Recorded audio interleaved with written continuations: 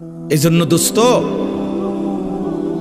যে যাই করছো করো বাবা, অসুবিধা নাই, কোনো সমস্যা নেই। 8টা 9টাই বাজবে, 9টা 10টা বাইজা যাবে। একদিন তুমি আমি সব এই পৃথিবীর অনেক হাসি কান্না, অনেক প্ল্যান প্রোগ্রাম পরিকল্পনা, অনেক স্বপ্ন, অনেক ইচ্ছা আকাঙ্ক্ষা, এগুলাকে দুনিয়াতে রেখেই তুমি আমি আস্তে আস্তে ধীরে ধীরে সময়ের ব্যবধানে কবরে চলে যাব। কবরে চলে যাব। আমার মৃত্যু কিংবা আপনার মৃত্যু, কারো মৃত্যুতেই, নেককার মৃত্যু কিংবা নাফরমান মৃত্যু, কারো মৃত্যুতেই সূর্য চন্দ্রের গতি থামে না। রাসূলুল্লাহ সাল্লাল্লাহু আলাইহি সাল্লাম বলছেন, হাদিসের মধ্যে আছে, নবীজির একজন সন্তান হযরত ইব্রাহিম রাদিয়াল্লাহু তাআলা আনহু, নবীজির সন্তান ইন্তেকাল করছিলেন। তো সেদিন চন্দ্রগ্রহণ লাগছে, চন্দ্রগ্রহণ হয়েছিল। তো সাহাবারা কেউ কেউ মন্তব্য বা কেউ কেউ বলছে নিশ্চয় নবীজির সন্তানের বিরহে চন্দ্রগ্রহণ লাগছে। তখন আল্লাহর নবী সাল্লাল্লাহু আলাইহি ওয়াসাল্লাম তৎক্ষণাৎ সাহাবায়ে কেরামকে মসজিদের মধ্যে জমা করে, দেখেন অনেক ছেলে এখনো মোবাইল ধরে রাখছে, দেখেন, আহা, যাও বাবা বাইরে যাও, বাইরে যাও, আব্বা ঘুরে দাঁড়াইছো কেন, বাইরে হয়ে যাও, একবারে বের হয়ে গেলেই হলো, অসুবিধা কি? এখানে ভোটের কোনো বিষয় নাই। জি, অতএব বলতেছে রাসূলুল্লাহ সাল্লাল্লাহু আলাইহি ওয়াসাল্লাম তখন সাহাবায়ে কেরামকে মসজিদে নববীতে ডাকছে। ডাইকা নবীজি খুতবা দিয়া বলছে যে আল্লাহর কসম সাহাবারা শুনো, নিশ্চয়ই কারো মৃত্যুতে সূর্যগ্রহণ কিংবা চন্দ্রগ্রহণ হয় না, হয় না, বরং সেটা আল্লাহ তাআলার কুদরতি নিজাম। আল্লাহ তাআলার কুদরতি নিজাম, সব কিছু আল্লাহ তাআলা তার ধারাবাহিক নিজামে আল্লাহ তাআলাই চালাচ্ছে। এজন্য আজকে আমার প্রথম কথা এটা যে কবরবাসীদের মাগফিরাত কামনায় মাহফিল। ধরে নেন কবরবাসীদের কথা মনে পড়েন, ওনাদেরও অনেক স্বপ্ন আকাঙ্ক্ষা পরিকল্পনা ছিল। ব্যস্ততম এই দুনিয়ায় ওনারাও, আমার আব্বারে আমি যতদিন বুঝছিল, আমার আব্বারে আমি যতদিন দেখছি, আমার আব্বা ফজরের নামাজের পর থেকে রাত 10টা পর্যন্ত আব্বাকে দেখতাম। এক নম্বরে উনি মানুষের বাসায় বাসায় কুমিল্লা শহরে একটা সাইকেল দিয়া প্রাইভেট পড়াইতো, এই বাচ্চাদেরকে কোরআন শরীফ শিখাইতো। আমার আব্বা আলেম ছিলেন, 5 ওয়াক্ত নামাজ মসজিদে ইমামতি করতেন, আর একটা প্রাইমারি স্কুলে মাস্টারি করতেন। এই 3টা কাজ ছিল আব্বার মূল, মসজিদের 5 ওয়াক্তের ইমাম, আর প্রাইমারি স্কুলের মাস্টারি করতেন, আর মানুষের বাসায় বাসায় প্রাইভেট পড়াইতো তখনকার সময়। তো আমার মনে আছে আব্বার এই সারাটা বছর দেখতাম কথা একটাই বেশি কইতো, আব্বা সময় নাই, আমার সময় নাই, যেটা কইতাম মায় কইতো সময় নাই, সময় নাই, সব কিছুই তাড়াহুড়া, সময় নাই বাবা। ডাক্তার দেখাইতে গেছে, ডাক্তার সাহেবের কাছে আগেই দেখা করেন, ডাক্তার সাহেব আমার সময়, আমার নামাজ, আমার জামাতের টাইম হয়ে গেছে, আমার জামাতের টাইম হয়ে গেছে। এই যার হাতে 1 মিনিট সময় নাই, ব্যস্ততম মানুষটা, সেই 2015 সালের আগস্ট মাসে তিনি কবরে চলে গেছেন। আব্বা আজ তো পৃথিবীতে সময় আছে, আমার আব্বা তো নাই, আমার বাবা তো নাই। এজন্য দোস্ত, তোমারে আমারে রাইখা কবরে দিয়া সময় তার সময়ের গতিতেই চলবে, সময় তার সময়ের গতিতেই চলবে। আবার আমাদের সামনে মহান আল্লাহ পাক রব্বুল আলামিন মাহে রমজান আবারও আমাদের সামনে এনে দিয়েছেন, আবারও সামনে নিয়ে আসছেন। আল্লাহ যেন বলে, বান্দা ঘুরে ঘুরে বিভিন্ন আঙ্গিকে আমি চেয়েছি বান্দা, মূল টার্গেট আমার, কখনো শবে বরাত দিলাম, কখনো রমজান দিলাম, শবে কদর দিলাম, এতেকাফ করতে বললাম, মুহররমে আশুরা দিলাম, জিলহজ মাসের নফল রোজা রাখার সময়গুলো দিলাম। এরপরে সারা বছর আমি আল্লাহ তাআলা প্রতিদিন শেষ রাত্রে আমি আল্লাহ তাআলা বান্দা তোমাকে ডাকলাম। প্রত্যেক শেষ রাতে আমি গুনাহ মাফ করার জন্য আমি ডাকি, শবে বরাতে গুনাহ মাফ করার জন্য আমি ডাকি, জুমার রাত্রে আমি গুনাহ মাফ করার জন্য আমি ডাকি, মুহররমে আশুরাকে কেন্দ্র করে গুনাহ মাফ করার জন্য আমি আল্লাহ ডাকি। রমজানের প্রতি সেকেন্ড ওয়ালিল্লাহি উতাকাউ মিনান নার, আল্লাহর জন্য আল্লাহ তাআলা প্রত্যেক রাত্রিতে কোটি কোটি বান্দার গুনাহ মাফ করে। আল্লাহ বলেন, এভাবে বারবার চেষ্টা করেছি বান্দা, কখনো রাত দিয়েছি, কখনো দিন দিছি, কখনো মাস দিয়েছি, কখনো 10 দিন দিছি, ওয়ালায়ালিন আশর, কখনো সপ্তাহ দিয়েছি, কখনো ঘন্টা দিয়েছি, কখনো স্থান দিয়েছি কাবা, কখনো দিয়েছি আরাফা, কখনো দিয়েছি মিনা, কখনো দিয়েছি মদিনার রওজা। চারিদিক দিয়ে তোমারে চেষ্টা করছি জাহান্নাম থেকে বাঁচাইতে, জান্নাত দিতে, কিন্তু তুমি নাফরমান, কোনোভাবেই আমি আল্লাহরে পাত্তা দিলাম না। তোমার নারী দেখা শেষ হলো না, তোমার সুদে শেষ হয় না, কিস্তি শেষ হয় না, তোমার দোকানদারি শেষ হয় না, তোমার সংসারের চাহিদাই শেষ হয় না, তোমার লজ্জাস্থানের চাহিদাই শেষ হয় না, তোমার অসভ্যতার নোংরামি শেষ হয় না। হায় নাফরমান, একদিন শেষ হবে, সেদিন যেদিন তোর মুখের উপরে কবরের মাটি ফেলবে। দুনিয়া তোকে একদিন মাটি মারবে, মাটি। তোর নাতি তোকে একদিন মাটি মারবে, কবরের মাটি ছুড়বে। আল্লাহ নবী সাল্লাল্লাহু আলাইহি সাল্লাম বলছেন, লা ইয়ামলা আফাহু ইল্লা তুরাব। আল্লাহ তাআলা বলছে, দুনিয়া লোভীর মুখ পূর্ণ হবে না কোনোদিন মাটি ছাড়া, মাটি। ওর মুখে মাটি মারবা, কবরের মাটি, কবরের মাটি। এই জন্য একটা ছেলে, একটা বাবা, একজন মা, একজন বোন, প্রত্যেকেই এই চূড়ান্ত টাইমার আর মাত্র অল্প কয়েকটা দিন। সারা পৃথিবীর মোমেনের ইন্তেজার মাহে রমজান।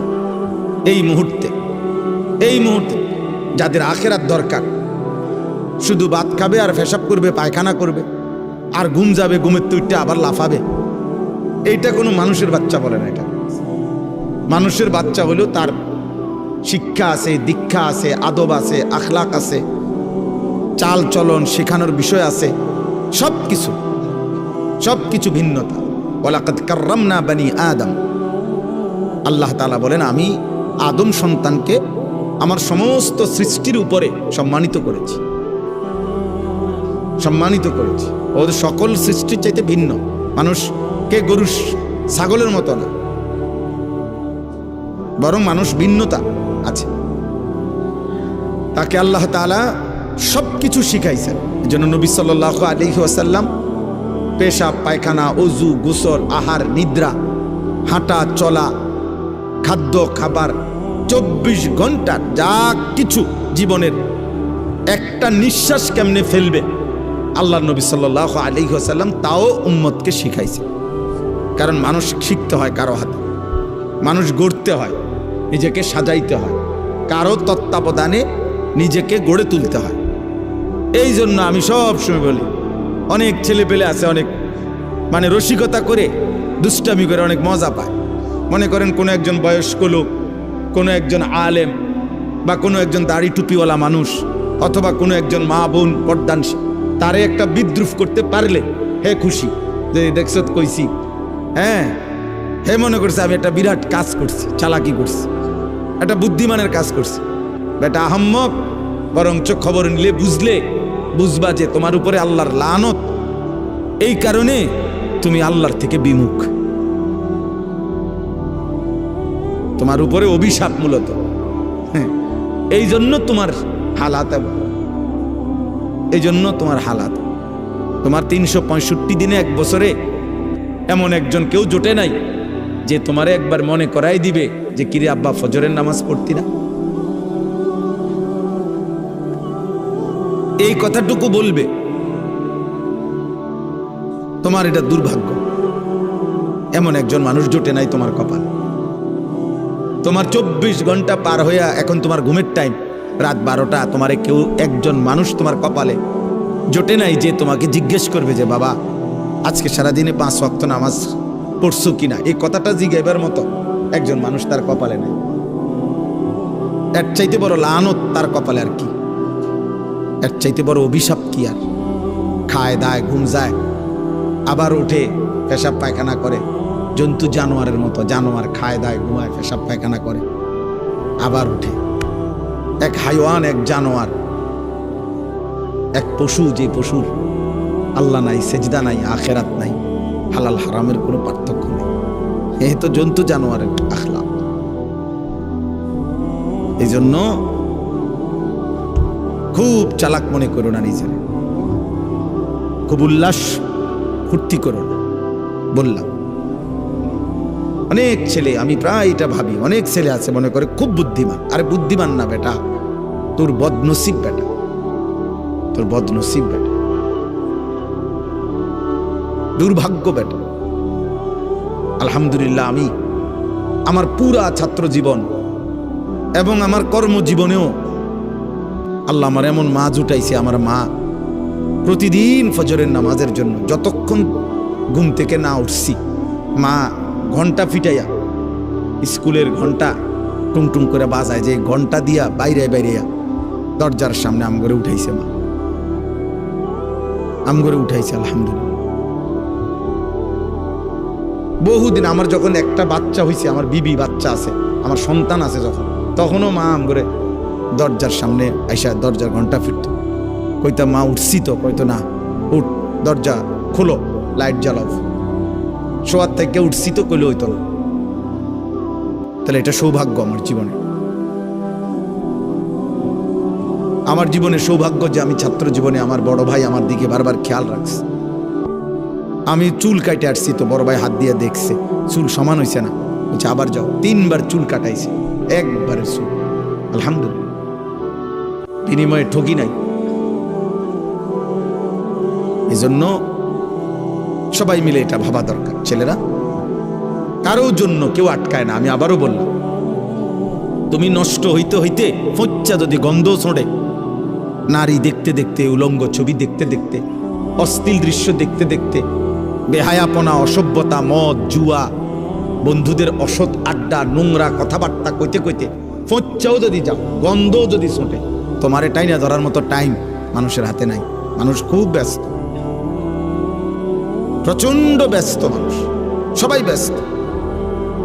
যে যে লাইনে গুনার কাজ যারা করছে তারাও খুব ব্যস্ত, নেকের কাজ যারা করতেছে আলহামদুলিল্লাহ এখন তারাও খুব ব্যস্ত। ওই যে আমি মৌলানা সাহেবকে বললাম যে ভাই আমি, আপনি, উনি মহব্বত করেই বলতে চাইতেছে, তা আমি বললাম না ভাই আমি, আপনি আমার এতক্ষণ লাগাই আমার নাম করবেন, আমার এই টাইম দেওয়া নাই। তাহলে বোঝানোর উদ্দেশ্য হলো কারো হাতেই টাইম নেই, কারো হাতে সময় নেই, বুঝলেন না? আমি পদে পদে দেখছি বিজিবি, আর্মি, ক্যান্টনমেন্ট থেকে। তো আমি বাসার থেকেও আমার হাসতেছে, বুঝি আজকে সে ওয়াজে যায়। আমি বললাম ওয়াজ না যাইতে আছি, যে দুজনে আটকে যাবো, যে না এলাম বাসা, খালাস, অসুবিধা কি? আল্লাহর কথা বলার চেষ্টা করব, না হইলে আয়ে পড়ব। তো আর আমি কোনো পুঁজি ঘাটাইছি না যে এনে আমার বিরাট মাল লস হয়ে যাবে, বুঝছেন না?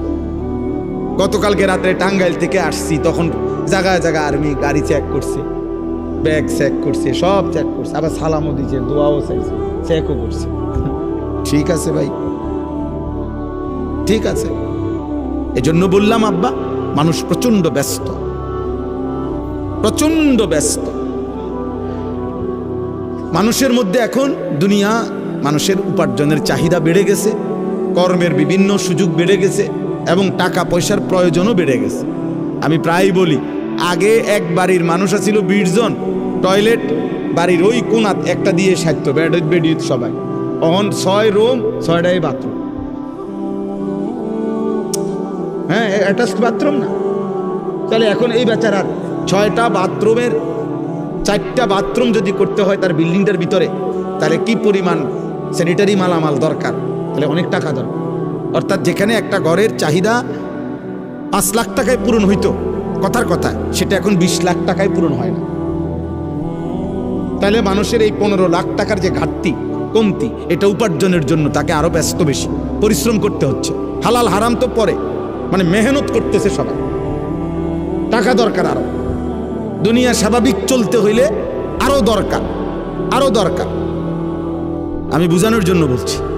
চেহারা দেখো, তোমরা একটা ছেলে দেখো, একজন ছেলে দেখো, মুসলমানের সন্তানের চেহারা এমন হওয়ার কথা। বা আল্লাহ কোথায়, নামাজ কোথায়, সেজদা কোথায়? কেউ জিতলেই কি হবে, কেউ হারলেই কি হবে? হ্যাঁ, যেই জিতুক তার হাতেই তো আমাদের ভাগ্যের পরিবর্তন হয়ে যাবে, ঠিক না? কথা বলে না? হ্যাঁ, আমাদের ভাগ্যের পরিবর্তন হবে না, আমাদের অবস্থার পরিবর্তন হবে। তো আমাদের অবস্থার পরিবর্তন কার হাতে? আল্লাহর হাতে। ইউকাল্লিবুল্লাহুল লাইলা ওয়ান নাহার, রাত্র এবং দিন পরিবর্তন করেন আল্লাহ। আল্লাহ ওয়া মিন কুল্লি শাইইন খালাকনা যাওজাইনি লাআল্লাকুম তাযাক্কারুন ওয়াস সামাআ বানাইনাহা বিআইদিন ওয়া ইন্না লামুসিউন। আল্লাহ বলেন আসমান আমি বিছিয়েছি, জমিন আমি বিছাইছি, সব কিছু জোড়ায় জোড়ায় আমি করেছি। জমিন থেকে ফসল আমি উৎপন্ন করছি, আসমান থেকে বৃষ্টি আমি নামাচ্ছি, প্রতিদিন ভোর আমি আনি, প্রতিদিন সন্ধ্যা আমি আনি, প্রতিটা রাত আমি ভোর বানাই, প্রতিটা দিন আমি আল্লাহ রাত্রি বানাই। পায়ের নিচের জমিন আমি বিছাইছি, মাথার উপরে এই আসমান আমি স্থাপন করেছি, সব আমি করেছি এবং আমিই করছি, আমি করব, আমি করব। সাখখারা লাকুম মা ফিস সামাওয়াতি ওয়াল আরদ, আসমান ও জমিনের সব আমি আল্লাহ তোমাদের অধীনস্থ করেছি, আমি করেছি। ওয়া যাল্লালনাহা লাহুম, আল্লাহ তাআলা বলেন চতুষ্পদ জন্তুগুলোকে আমি তোমাদের অধীনস্থ করেছি, আমি করেছি। ওয়াল খাইলা ওয়াল বিগালা ওয়াল হামিরা লিতারকাবুহা ওয়া জিনা, ঘোড়া গাধা খচ্চর এগুলোকে যানবাহন হিসাবে আমি আল্লাহ তাআলা তোমাদেরকে চড়তে দিয়েছি। ঘোড়ার পিঠে চড়তে পারো, বাঘের পিঠে চড়তে পারো না কেন?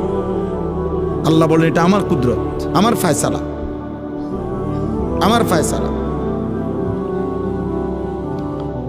আমাদের প্রত্যেকের উচিত, আমার কাছে একটা কিতাব আছে ছোট্ট, ওই কিতাবের মধ্যে লিখছেন আরবের একজন বিখ্যাত লেখক, তিনি বলছেন যে হে আল্লাহর বান্দা, দুইটা জিনিস এক মুহূর্তের জন্য ভুলো না। এক হলো আল্লাহ, দুই হলো আল আখিরা। এই কথা দুটা কোনোদিনও ভুলো না। এক হলো আমার একজন আল্লাহ আছে, দুই আমাকে আখিরাতে যেতে হবে। তিনি বলছেন ইসনান লা তানসাহুমা আবাদান, দুইটা জিনিস তিনি নসিহত করেছেন যে হে আল্লাহর বান্দা, এক মুহূর্তের জন্য ভুলো না। এক নম্বর হলো আল্লাহ জাল্লা জালালুহু, আল্লাহ, আমার আল্লাহ আছে। আমি হাসি কিংবা কাঁদি, আমি যাই করি, আমি অহংকার করি আর আনুগত্য করি, বড়াই করি আর গর্ব করি, সেজদা দেই আর নাফরমানি করি, আমার আল্লাহ আছে, আমার আল্লাহ আছে। আর আল আখিরা, আমাকে আখিরাতে যেতে হবে, আখিরাতে যেতে হবে। এজন্য কোরআনুল কারীমে উনি একটা সুন্দর উদাহরণ দিছে। ওই একজন ব্যক্তি একটি কওমের, সূরা ইয়াসিনের একটা উদাহরণ দিছে ঘটনার। একজন ব্যক্তি একজন কাটতো, কাঠুরিয়া, হাবিবে নাজ্জার। তো তিনি একটি জাতির সকলেই ছিল বেঈমান, কিন্তু এই একটা মানুষ শুধু ইমানদার ছিল। তিনজন নবীর দাওয়াতে, রাসূলের দাওয়াতে ওই লোকটি ঈমান এনেছিল। মহল্লার সবচেয়ে দূরে দুর্বল একটা ঘরে থাকতো। তো যখন মহল্লার কাফের বেঈমানরা আল্লাহর রাসূলকে, পূর্ববর্তী জামানার আমাদের নবীর আগের, ঘেরাও দিয়া ধরছে, তখন ওনাদেরকে উদ্ধার করার জন্য ওই একজন ইমানদার ওনাদের সাহায্যার্থে আসছে। তখন কওমের লোকেরা বলছে আমরা সবাই একদিকে, তুমি কেন ভিন্ন দিকে একজন? তখন তিনি একটা কথা শুধু বলছে, দুইটা উত্তর দিছে কওমের সামনে, দুইটা যুক্তি দেখাইছে।